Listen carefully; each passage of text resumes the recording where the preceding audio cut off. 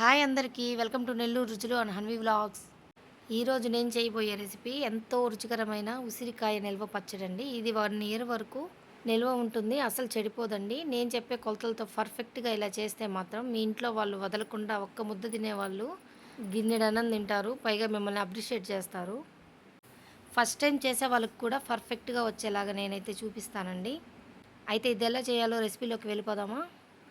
ముందుగా అయితే కడిగి శుభ్రం పరుచుకున్న ఉసిరికాయలని కొంచెం సేపు ఎండలో ఎండబెట్టి వాటికైతే ఘాట్లు పెట్టి ఉంచుకోండి. ఇప్పుడైతే ఆయిల్లో సిమ్ టు మీడియం ఫ్లేమ్లో అయితే మనం ఉసిరికాయలని అయితే ఫ్రై చేసుకోవాలి.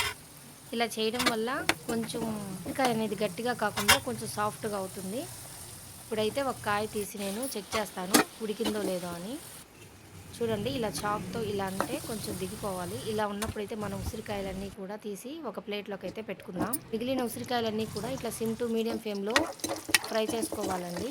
ఇప్పుడైతే 2 వెల్లుల్లిపాయలకి అయితే తీసి పెట్టుకోవాలి. 7 నుంచి 8 వరకు ఎండుమిర్చి తీసుకుంటున్నాను, కొంచెం కరివేపాకు కూడా తీసుకుంటున్నాను. ఇప్పుడైతే కొంచెం ఆవాలు, జీలకర్ర, మెంతులు ఇవి దోరగా వేయించుకొని గ్రైండ్ చేసి పక్కన పెట్టుకోవాలండి. ఈ పొడి అనేది మనం ఒక టీ గ్లాస్ కింద వచ్చేటట్టు చూసుకోవాలండి. మనం మెయిన్ ఉసిరికాయ పచ్చడిలోకి గ్రేవీ అనేది చాలా ముఖ్యం. ఈ పొళ్ళన్నీ కూడా కొంచెం గ్రేవీ లాగా అవుతుంది. ఇప్పుడు అదే వేడి నీళ్ళలో మనం పోపు పెట్టేసుకొని కొంచెం సేపు చల్లారనివ్వాలి. ఇప్పుడు ఉసిరికాయల్లో హాఫ్ గ్లాస్ సాల్టు, 1 గ్లాసు కారం, ఒక టీ గ్లాస్ నిండా అయితే మెంతి పొడి అయితే వేసుకుంటున్నాను. నేను ఉసిరికాయలను అయితే 4 గ్లాసులు తీసుకున్నాను. దాని ప్రకారం అయితే నేను కొలతలు చెప్తున్నాను. ఇప్పుడు ఇదంతా కూడా ఉసిరికాయలకు పట్టేటట్లు ఉప్పు, కారం, ఈ మెంతి పొడి అనేది కలుపుకోవాలండి. కాయకి మొత్తం బాగా పడుతుంది. ఇలా కలుపుకున్న తర్వాత చల్లారబెట్టుకున్న ఆయిల్ని తాలింపు పెట్టుకున్నాం కదా, అది అంతా కూడా ఈ ఉసిరికాయల్లో వేసి మంచిగా కలుపుకోవాలండి.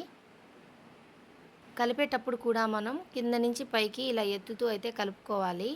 కాయకి కూడా మొత్తం ఉప్పు, కారాలు, ఆయిల్ అంతా పట్టేటట్లయితే కలుపుకోవాలండి. ఇప్పుడైతే 5 నుంచి 6 వరకు లెమన్స్ అయితే జ్యూస్ చేసుకొని ఇందులో వేసేసుకోవాలి. అంతేనండి, పర్ఫెక్ట్గా ఉసిరికాయ నిల్వ పచ్చడి అయితే రెడీ.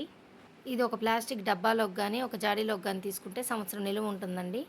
ఇలా తీసుకున్న తర్వాత 3వ రోజైతే మనం ఉప్పు సరిపోకపోతే చెక్ చేసుకొని వేసుకోవచ్చు. రెసిపీ నచ్చిందా? నచ్చితే లైక్ చేయండి, షేర్ చేయండి, సబ్స్క్రైబ్ చేసుకోవడం మాత్రం మర్చిపోకండి. Thanks for watching.